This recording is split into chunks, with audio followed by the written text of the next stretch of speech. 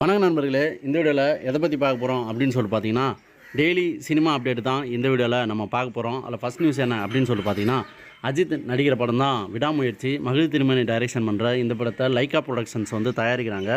இந்த படம் வந்து அக்டோபர் மாதம் ரிலீஸ் ஆகும்னு சொல்லிட்டு இருக்கிறாங்க. இந்த படத்தினுடைய படப்பிடிப்பு சீக்கிரத்தில் முடிய போது ஒரு சில கிளைமேக்ஸ் சீன் தான் எடுக்கணும் அப்படின்னு சொல்லிட்டு தகவலாம் வந்துட்டுருக்குது. இதற்கு இடையிலே வந்து அஜித் அவர்கள் அடுத்த படத்தில் கவனம் செலுத்த ஆரம்பிச்சிட்டாரு. அந்த படத்தினுடைய படப்பிடிப்பு கூட ஹைதராபாத்தில் தொடங்கிச்சு அப்படின்ற தகவலாம் வந்துட்டு இருந்தது.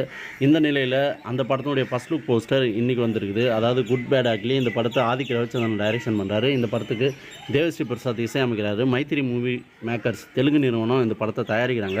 இந்த படத்தினுடைய ஃபர்ஸ்ட் லுக் போஸ்டர் இன்றைக்கி ரிலீஸ் ஆகிருக்கு. ஃபர்ஸ்ட் லுக் போஸ்டரில் அஜித் அவர்கள் 3 தோற்றத்தில் இருக்கிறாரு.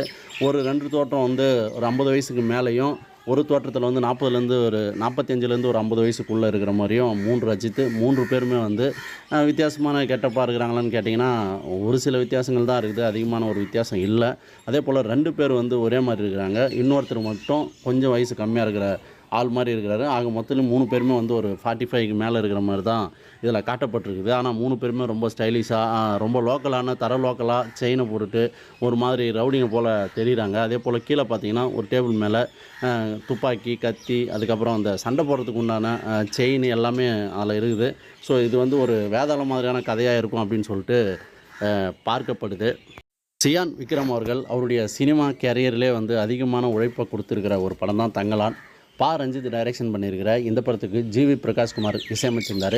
இந்த படத்தை ஸ்டுடியோ கிரீன் KE ஞானவேல் ராஜா அவர்கள் தயாரிச்சிருந்தார். இந்த படம் 2024 ஜனவரி 26ஆம் தேதி வரும்னு சொல்லிட்டு ஏற்கனவே அறிவிச்சிருந்தாங்க அஃபிஷியலாக. ஆனால் இந்த படத்தினுடைய கிராஃபிக்ஸ் பணிகள் அவங்க நினச்ச மாதிரி சீக்கிரத்தில் முடியல. அதனால் இந்த படத்தினுடைய ரிலீஸ் டேட்டு மே மாதத்துக்கு தள்ளி போயிடுச்சு. மே மாதத்தில் திடீர்னு எலெக்ஷன் வந்தாலும் இந்த ரிலீஸ் டேட் வந்து ஜூன் மாதத்தில் இருக்கும் அப்படின்ற மாதிரி சொல்லிட்டு இருந்தாங்க.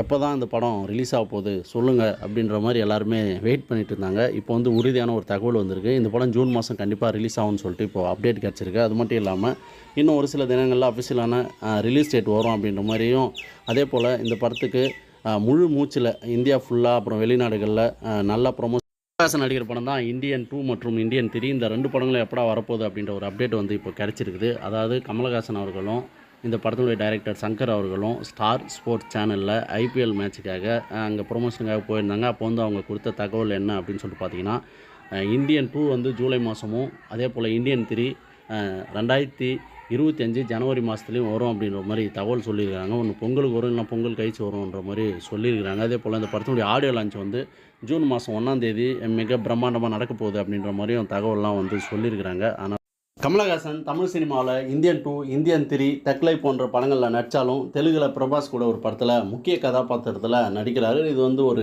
இம்பார்ட்டண்ட்டான ஒரு ரோலு, அதனால தான் கமலஹாசன் தேவைப்பட்டார் அப்படின்ற மாதிரிலாம் தகவல் சொன்னாங்க. அதுக்கு வந்து கமலஹாசன் அவர்கள் மிகப்பெரிய ஒரு சம்பளத்தை வாங்கிட்டு தான் அந்த படத்தில் நடிக்கிறாரு.